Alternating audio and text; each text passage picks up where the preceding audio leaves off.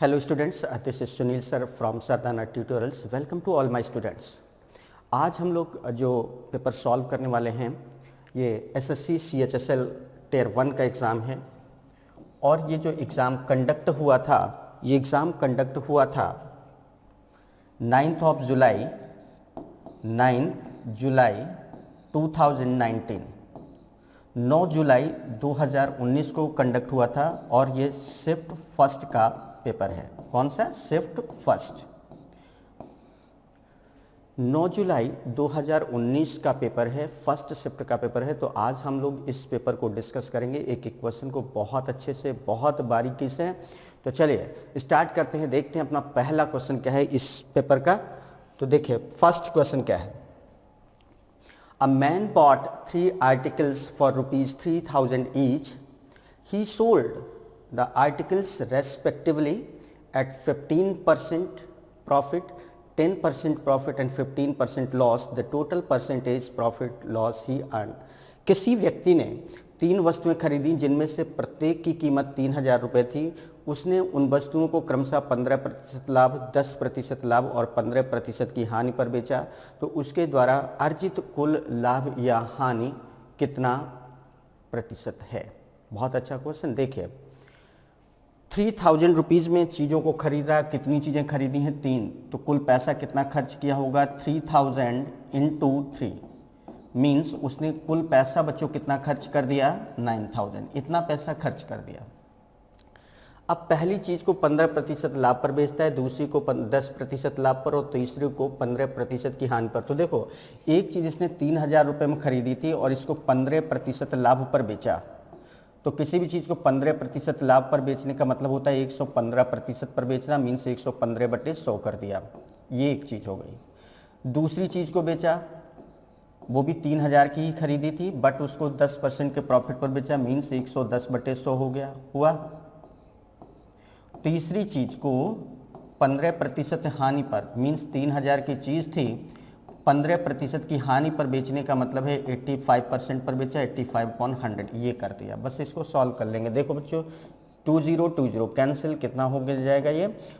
0 3 5 जा 15 मीन्स 5 1 11 3 जा 33 and 1 34 plus 20 cancel, 11 3 जा 33 100 प्लस 20 ऐसे कैंसिल तो 0 3 5 जा 15 मीन्स 5 3 8 जा 24 एंड 125 है ना। सभी को सॉल्व कर ले, मीन्स बेचने पर उसको कुल कितना पैसा मिला? ऐड कर लेंगे। 0 0 0 0 हो गया, 5 5 10 मीन्स 0 1 4 1 5 5 3 8 8 5 13 मीन्स 3 हो गया, 3 1 4 3 7 2 9 9300 रुपीज़ इतना मिला।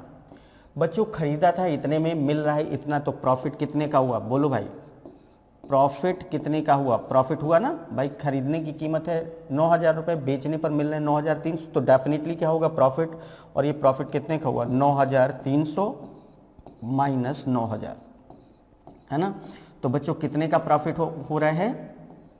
300 का प्रॉफिट हो रहा है। कितने का प्रॉफिट हो रहा है? 300 का प्रॉफिट हो रहा है। कितने पर? 9000 पर, क्योंकि कॉस्ट प्राइस क्या है? टोटल जो कॉस्ट प्राइस है वो 9000 है। तो 9000 रुपये खर्च करने के बाद 300 रुपये का प्रॉफिट हो रहा है। तो ये 300 रुपये 9000 का कितना प्रतिशत है ये बताना। तो 300 रुपये 9000 के बेस पे बताना है इंटू 100 है ना, यही करते हैं ना। चलिए तो 10 कैंसिल, कितना हो गया? 3 से डिवाइड करेंगे, 3 10 जा 30, 3 3 जा 9, 10/3 मीन्स 3 3 जा 9 3 1/3%। इतने का परसेंट का प्रॉफिट होगा। कितना होगा? 1/3% का प्रॉफिट। ठीक है, या 10/3 ऑप्शन में दिया तो 10/3% का प्रॉफिट। और इस तरीके से आप देख रहे हैं कि इसका जो ऑप्शन है वो क्या दिया है? Option number B 10/3% profit, 10/3% profit. इस तरीके से यहाँ पर इसका जो आंसर आएगा बच्चों क्या आ जाएगा? 10/3% का प्रॉफिट आ जाएगा। तो देखा आपने कितना बढ़िया तरीके से, कितना अच्छे तरीके से हम लोगों ने इस क्वेश्चन को यहाँ पर सॉल्व किया। एक बार फिर से समझ लीजिए, 3000 रुपये प्रत्येक में से 3 चीज़ें खरीदी गई तो कुल पैसा कितना खर्च हुआ होगा, 3000 इंटू 3 मीन्स 9000 रुपये। फिर उनमें से एक चीज़ को उसने 15% प्रॉफिट पर बेच दिया तो 3000 में खरीदा था, 15% प्रॉफिट पर बेचने का मतलब है 115% पर बेचा होगा तो 115/100 कर दिया। दूसरी चीज़ को खरीदा तो 3000 में था लेकिन 10% लाभ पर बेचा तो 3000 इंटू 110/100 कर दिया। तीसरी चीज़ को 3000 में खरीदा था बट 15% के लॉस पर बेचा तो 100% किसी भी चीज़ की कीमत होती है, 15% लॉस का मतलब है 85% में बेचा होगा तो 85/100 कर दिया।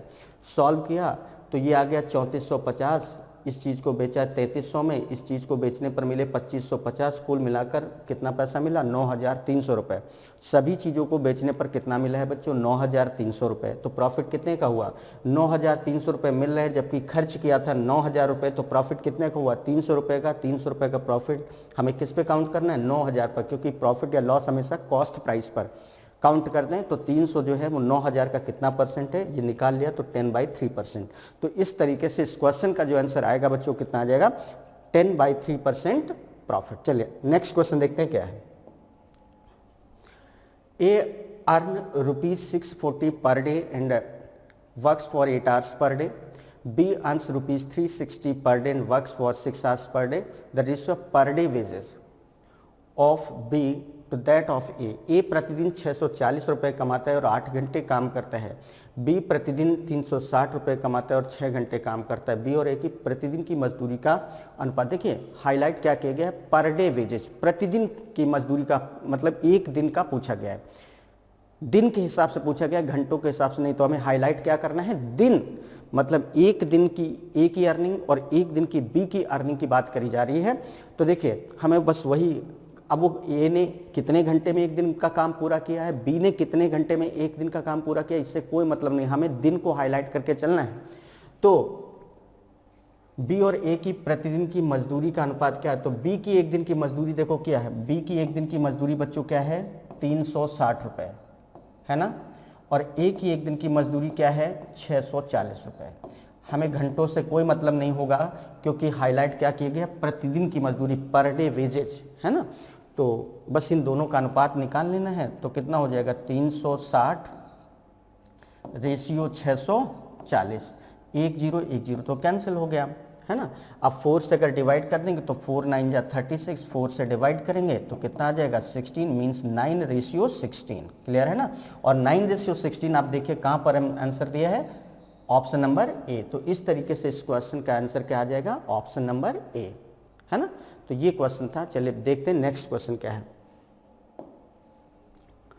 The sum of the salaries of A and B is ₹42,000. A spends 75% of his salary and B spends 90% of his salary. Now their savings are the same. What is B's salary? A और B के वेतन का योग 42,000 रुपये, मतलब ए और B की salary का जो सम है, योग है, वो कितना है, 42,000 रुपये। ए अपने वेतन का 75% और बी अपने वेतन का 90% खर्च करता है। यदि उनकी बचत समान हो तो बी का वेतन कितना। देखिए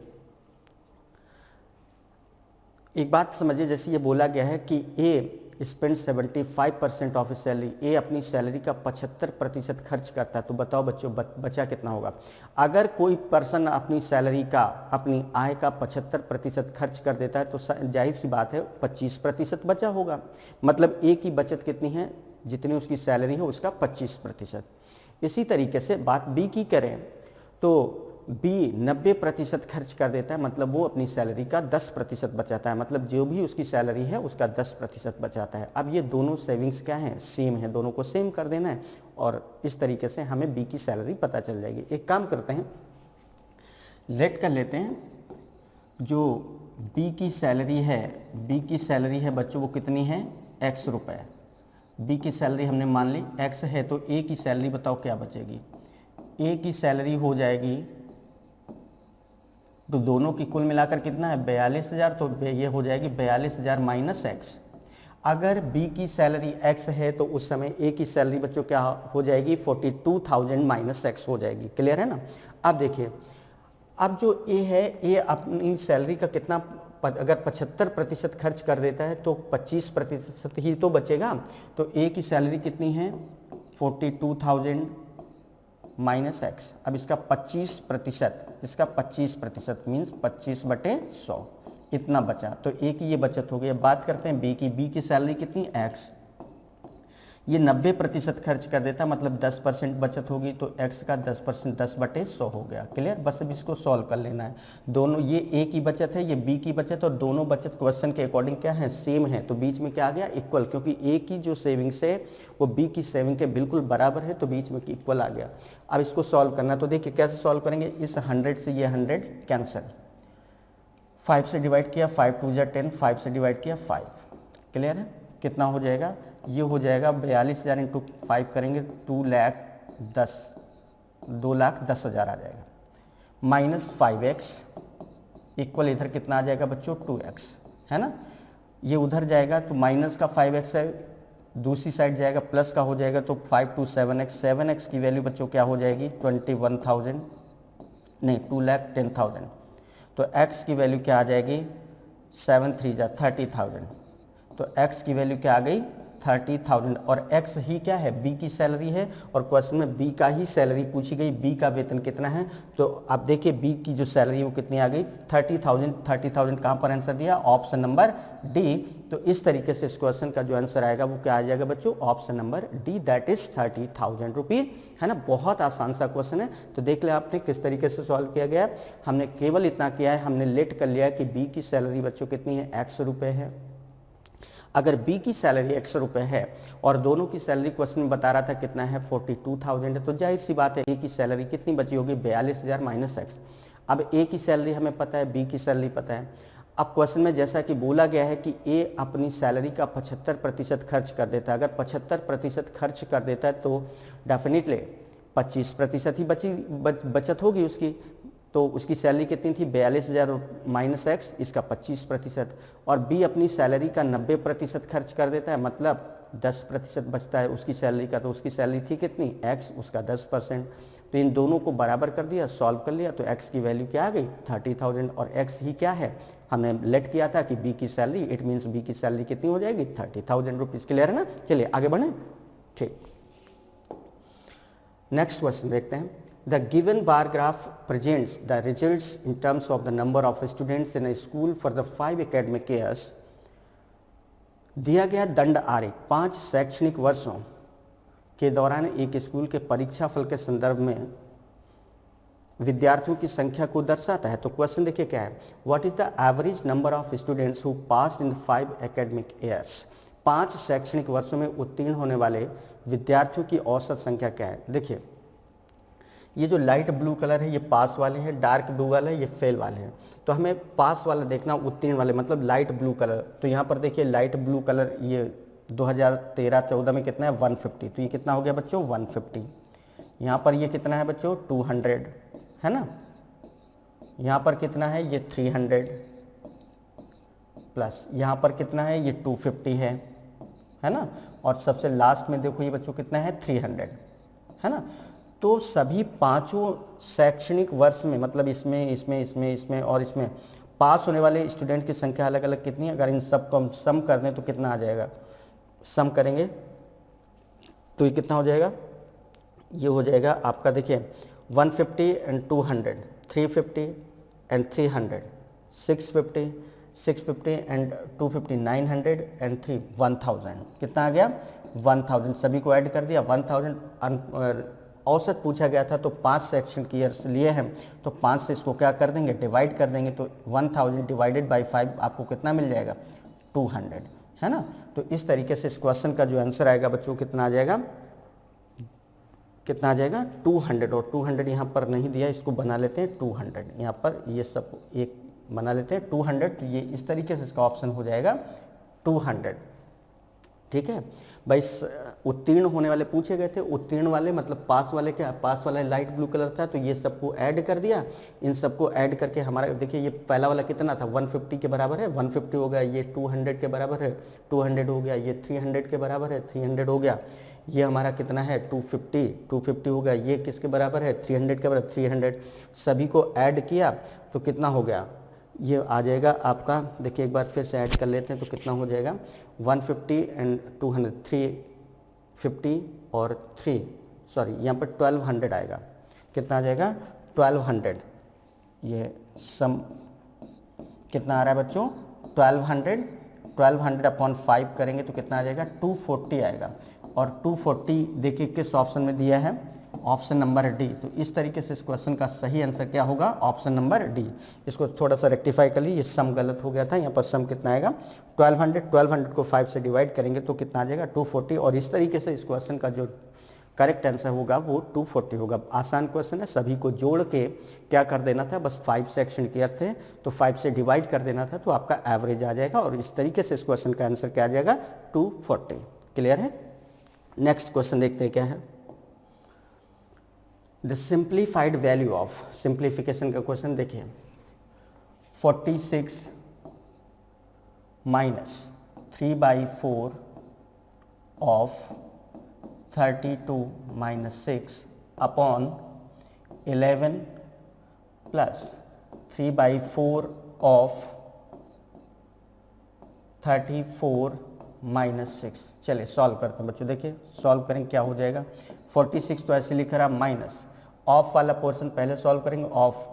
ऑफ का फिजिकली मतलब होता है मल्टीप्लाई। 32 और 3/4 के बीच में मल्टीप्लाई, 4 8 जा 8 3 जा कितना हो जाएगा 24 हो गया, माइनस 6 अपॉन ये हो जाएगा 11 प्लस 3/4 ऑफ 34 में 6 माइनस करेंगे 28 आ जाएगा, है ना। तो फाइनली कितना आ गया अब ये 46 माइनस 24, माइनस का देखिए कितना है 24 और माइनस का 6 माइनस का 30 हो गया।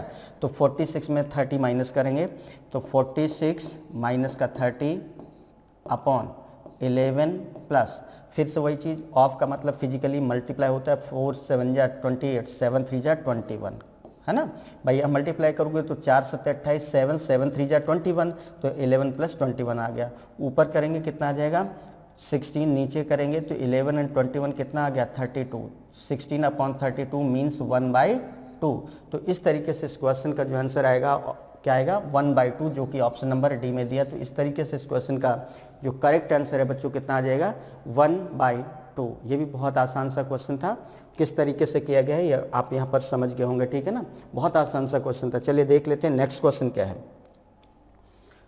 The average age of 15 persons is 32 years. If 2 more persons are added, then the average is increased by 3 years. The new persons have an average difference of 9 years between them. The age of the younger among the new person is 15 व्यक्तियों की औसत आयु 32 वर्ष है। अगर 2 और व्यक्तियों को जोड़ दिया जाए तो औसत 3 वर्ष बढ़ जाता है। तो नए व्यक्ति की आयु में 9 वर्ष का अंतर है। नए व्यक्तियों में सबसे छोटे की आयु कितनी, नए कितने लोग जुड़े हैं बच्चों 2 लोग। तो लेट कर लिया कि उनमें से एक की एज x है तो दूसरे की क्या हो जाएगी x + 9। तो 9 साल का अंतर, तो अगर एक x का है तो दूसरे की एज x + 9 हो जाएगी, या x - 9 भी ले सकते हैं, कोई दिक्कत नहीं भाई। डिफरेंस लेना है तो कम भी ले सकते हैं और ज़्यादा भी ले सकते हैं। अब देखिए 15 व्यक्तियों की औसत आयु कितनी थी 32 वर्ष। तो इनकी 15 लोगों की टोटल एज कितनी हो जाएगी, 15 × 32 करेंगे कितना आ जाएगा बच्चों 480 ईयर्स। मतलब इन 15 लोगों की एज का सम कितना आ जाएगा 480 ईयर्स। फिर कह रहे हैं जब 2 व्यक्ति बढ़ गए तो अब व्यक्ति कितने हो जाएंगे, 15 की जगह 17 और औसत आयु कितनी बढ़ गई 3 वर्ष, 32 की जगह कितना हो जाएगा 35। अब इनका सम कितना आ रहा है 17 × 85, 5 8 17 × 51 और 8 59, है ना। इतने साल।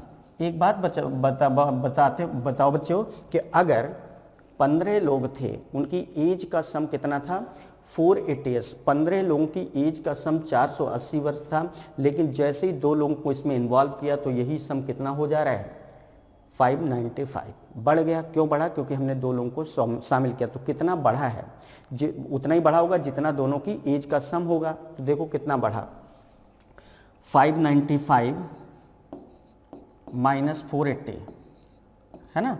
तो कितना बढ़ गया 115 ईयर्स बढ़ गया। अब ये 115 ईयर्स क्यों बढ़ा, क्योंकि हमने 2 लोगों को इन्वॉल्व किया था। मतलब ये जो 115 वर्ष है ये दोनों की एज का सम होगा। तो दोनों की एज का सम कर दो। एक की एज क्या है x, दूसरे की एज क्या है x + 9। तो x + x + 9 इक्वल क्या हो गया 115। तो x प्लस एक्स कितना हो गया 2x, और ये 9 उधर चला जाएगा तो बच्चों कितना हो जाएगा 106। तो x की वैल्यू क्या आ जाएगी, 2 से डिवाइड करेंगे, 2 पंचे 10, 2 3 6, x की वैल्यू बच्चों कितनी आ गई 53s। x की वैल्यू क्या आ गई 53s। तो क्या पूछा गया, नए व्यक्तियों में से छोटे व्यक्ति की आयु। ये 2 नए व्यक्ति आए, इनमें से छोटा कौन सा है, यही तो है x। बड़ा कौन, बड़ा का पूछता तो ये वाला ले लेते, लेकिन क्वेश्चन में छोटे का पूछा गया, मतलब x की वैल्यू पूछी गई, तो x की वैल्यू क्या आ रही 53s। मतलब जो 2 लोग नए शामिल किए गए थे उनमें से जो छोटा व्यक्ति था उसकी एज कितनी है 53s, और 53 यहाँ पर देखिए कहाँ पर आंसर में दिया है, ऑप्शन नंबर डी में। तो इस तरीके से इस क्वेश्चन का आंसर बच्चों क्या आ जाएगा, ऑप्शन नंबर डी। क्लियर है ना, बहुत आसान सा क्वेश्चन था, फिर से समझ लेते हैं। एक व्यक्ति की एज हमने x लेट करी तो दूसरे की x प्लस 9 हो जाएगी। अब पहले 15 लोग थे, एवरेज एज 32 साल थी, तो 15 इंटू 32 करेंगे तो इनकी एज का सम आ जाएगा 480 वर्ष।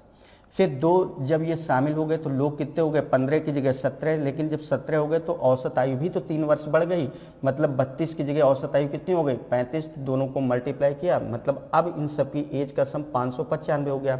जो सम पहले 480 था वही 595 हो गया, क्यों, क्योंकि हमने 2 लोगों को शामिल कर लिया। तो जाहिर सी बात है 2 लोगों की एज का सम क्या होगा, जितना बढ़ा है, तो कितना बढ़ा है 595 में 480 माइनस करेंगे 115 वर्ष। 115 वर्ष ये क्या होगा, दोनों की एज का सम होगा, तो दोनों की एज का सम मतलब x प्लस 9 इक्वल 115, तो यहाँ से x की वैल्यू क्या आ जाएगी 53s। इसका मतलब है कि जो छोटा वाला व्यक्ति है ग्रुप में जो शामिल हुआ है, छोटा वाला व्यक्ति, उसकी एज क्या है 53s। ये था क्वेश्चन। चलिए आगे बढ़ते हैं, देखते हैं नेक्स्ट क्वेश्चन क्या है।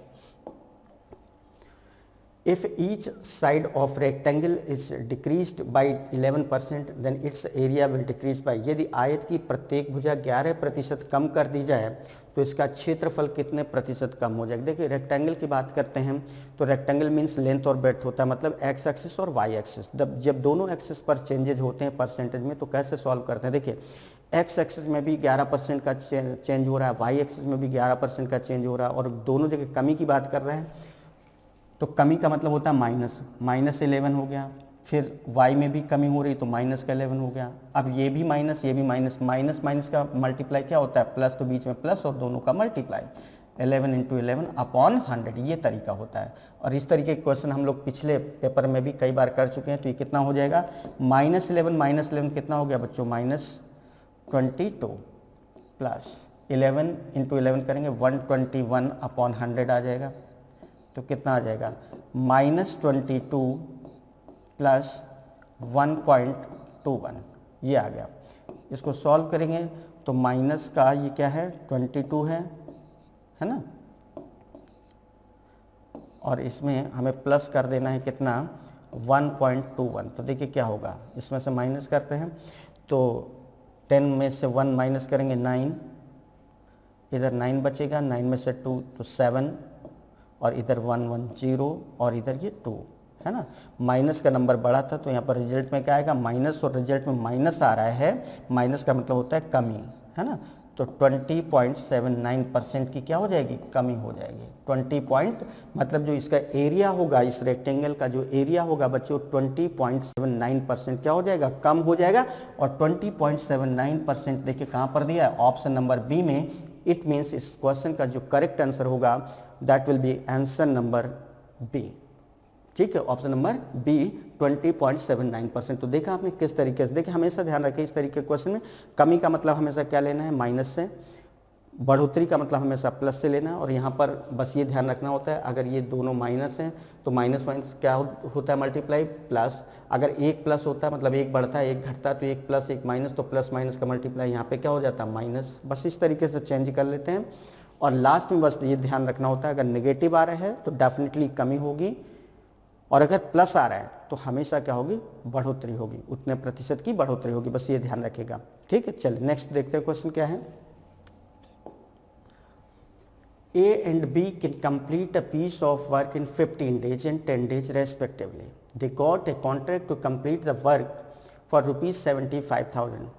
The share of A in the contracted money will be, A और B किसी काम को क्रमशः 15 दिनों और 10 दिनों में पूरा कर सकते हैं।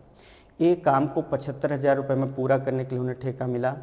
ठेके की राशि में ए का हिस्सा क्या है? तो देखिए ए किसी काम को करता है 15 डेज में, ए करता है 15 डेज में और बी करता है 10 डेज में, है ना बच्चों। 15 और 10 का अगर हम एलसीएम लें तो कितना आएगा 30, और जो एलसीएम आता है इसको क्या बोलते हैं? Total work. क्या बोलते हैं? Total work. तो टोटल वर्क हमारा कितना है? 30। टोटल वर्क है 30। ए 15 डेज में 30 वर्क करता है, इसका मतलब एक दिन में कितना कर रहा होगा? 15 दूनी 30, 2 वर्क। बी 10 दिन में 30 काम करता है, इसका मतलब एक दिन में कितना काम करता है? 3। हमेशा ध्यान रखना जो मजदूरी का बंटवारा होता है, वेजेज का डिस्ट्रीब्यूशन होता है, काम के जो पैसे मिलते हैं वो काम के अकॉर्डिंग मिलते हैं कि किसने काम ज़्यादा किया, किसने काम कम किया। तो आप देख रहे हैं ए एक दिन में कितना काम करता है? 2, जबकि बी कितना करता है? 3। मतलब ए कम काम करता है, बी ज़्यादा काम करता है, तो ए को कम पैसे मिलेंगे, बी को ज़्यादा मिलेंगे। अगर हम दोनों की बात करें तो दोनों मिलकर एक दिन में कितना काम करते हैं? 5। उनमें से ए कितना करता है? ए कितना करता है? 2। तो अगर 5 में से ये 2 काम कर रहा है तो इसको हम कैसे बोलते हैं? 2/5 काम कर रहा है, ये तो है। तो अगर ये काम 2/5 कर रहा है तो जाहिर सी बात है इसको वेजेज भी तो 2/5 ही मिलेगा, और वेजेज है कितना? 75,000। तो 75,000 का 2/5 काउंट कर लो, 75,000 इंटू 2/5 करेंगे तो 5 से डिवाइड किया, कितना आ जाएगा? 15,000 इंटू 2 कितना आ गया? फाइनली 30,000 आ गया। इट मीन्स इस पूरे काम में जो ए को मिलेगा हिस्सा वो कितना मिलेगा? 30,000, जो कि ऑप्शन नंबर बी में दिया है। तो इस तरीके से इस क्वेश्चन का आंसर देना था। अगर बी का पूछता तो 2, 3, 5, 5 में से बी कितना काम कर रहा है? 3, 3/5 हो जाता है, मतलब जो भी मजदूरी बन रही है उसका 3/5 कर देते तो बी का आ जाता है। बस ये ध्यान रखना कि जो वेजेज का डिस्ट्रीब्यूशन होता है, मजदूरी का बंटवारा होता है, हमेशा काम के अकॉर्डिंग होता है। क्लियर है? चले अब बात कर लेते हैं नेक्स्ट क्वेश्चन की। नेक्स्ट अपना क्वेश्चन क्या है? If x equal 2 + √5 then the value of x³ plus x⁻³ यदि x इक्वल 2 + √5 है तो x³ प्लस x⁻³ का मान क्या होगा? देखो बच्चों x इक्वल क्या दिया है? x इक्वल दिया है 2 + √5। एक काम करते हैं, अगर x इक्वल 2 + √5 है तो 1/x इक्वल क्या होगा? 1/x इक्वल होगा 1/2 + √5 होगा ना, 1/2 + √5। इसको रेशनलाइज कर लेंगे। रेशनलाइज करने का मतलब जैसे नीचे 2 + √5 लिखा तो इसका कॉन्जुगेट क्या होगा? 2 - √5। इससे ऊपर नीचे क्या कर देंगे? मल्टीप्लाई 2 - √5। तो ये क्या बन जाएगा बच्चों? ये बन जाएगा, ऊपर आ जाएगा 2 - √5 और नीचे हो जाएगा a + b, a - b, a² - b² होता है। तो 2 का स्क्वायर 4 और √5 का स्क्वायर 5, 4 - 5 -1। तो 2 - √5 अपॉन -1। इस -1 को एडजस्ट करेंगे तो ऊपर वाले में ये जो प्लस का वो माइनस हो जाएगा, जो माइनस है वो प्लस हो जाएगा। तो ये बन जाएगा √5 - 2। कितना हो जाएगा बच्चों? √5 - 2। मीन्स अगर x की वैल्यू 2 + √5 है तो b की वैल्यू क्या होगी? √5 - 1/x की वैल्यू क्या आ जाएगी? √5 - 2। ये आ गया। एक काम करते हैं, हमें ज़रूरत पड़ेगी x + 1/x की, तो यहाँ यहीं पे कर लेते हैं। यहाँ पर तो x + 1/x इक्वल क्या होगा? x + 1/x, x की वैल्यू बच्चों क्या है? 2 + √5 प्लस 1/x की वैल्यू क्या है? √5 - 2। ये हो गया। 2 से ये 2 क्या हो जाएगा? कैंसिल। तो √5 + √5 2√5 ये आ जाएगा। मीन्स x + 1/x की वैल्यू बच्चों हमें क्या पता चल गई? 2√5। x + 1/x की वैल्यू हमें पता चल गई 2√5। अब ऐसा जब हमने कर लिया तो जहाँ ज़रूरत पड़ेगी हम इसको आसानी से सब्सटीट्यूट कर पाएंगे। हमसे पूछा गया है नाउ, हमसे क्या पूछा गया है? x³ plus x⁻³ means x³ x⁻³ को क्या लिख सकते हैं? 1/x³। तो x³ + 1/x³ ये क्या होता है? ये होता है बच्चों x + 1/x का होल क्यूब -3x × 1/x, ठीक, और ब्रैकेट में x + 1/x ये होता है। सबकी वैल्यू रखो। x + 1/x की वैल्यू बच्चों क्या है? 2√5। ये वैल्यू यहाँ पर रखेंगे तो ये हो जाएगा 2√5 का क्यूब माइनस x से ये x कैंसिल हो जाएगा तो 3 बचेगा, और x + 1/x क्यूब की वैल्यू क्या है? 2√5 है ना। कितना हो जाएगा, देखिए 2 का क्यूब करेंगे तो 8 आ जाएगा, 8 और √5 का क्यूब करेंगे तो √5 इंटू √5 इंटू √5 तो 5√5 हो जाएगा, कितना आ जाएगा 5√5 माइनस 3 2 जा 6 6√5 कितना हो गया 8 5 जा 40 40√5 माइनस 6√5 40√5 माइनस 6√5 40 में 6 माइनस करेंगे तो कितना हो जाएगा 34√5। तो इस तरीके से इसकी जो वैल्यू आएगी, इसकी वैल्यू क्या आ जाएगी 34√5 और 34√5 देखिए कहाँ पर दिया है, ऑप्शन नंबर बी में। तो इस तरीके से इस क्वेश्चन का जो आंसर आएगा वो क्या आ जाएगा बच्चों 34√5, है ना बच्चों। बहुत आसान सा क्वेश्चन है, क्या हमने किया वो देख लीजिए।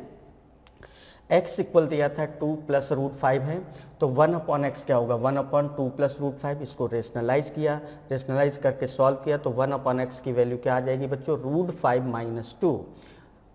x है 2 प्लस √5, 1/x है √5 माइनस 2, दोनों को ऐड कर दिया तो x प्लस 1/x की वैल्यू क्या, ये x हो गया, ये 1/x, दोनों को ऐड किया तो इससे ये कैंसिल हो गया, √5 प्लस √5 2√5 हो गया। अब हमसे पूछा गया था x क्यूब प्लस x की power minus 3 means x cube plus 1/x cube, ये फार्मूला होता है। x cube plus 1/x cube क्या होता है, x प्लस 1/x का whole cube minus 3x into 1/x और ब्रैकेट में x प्लस 1/x।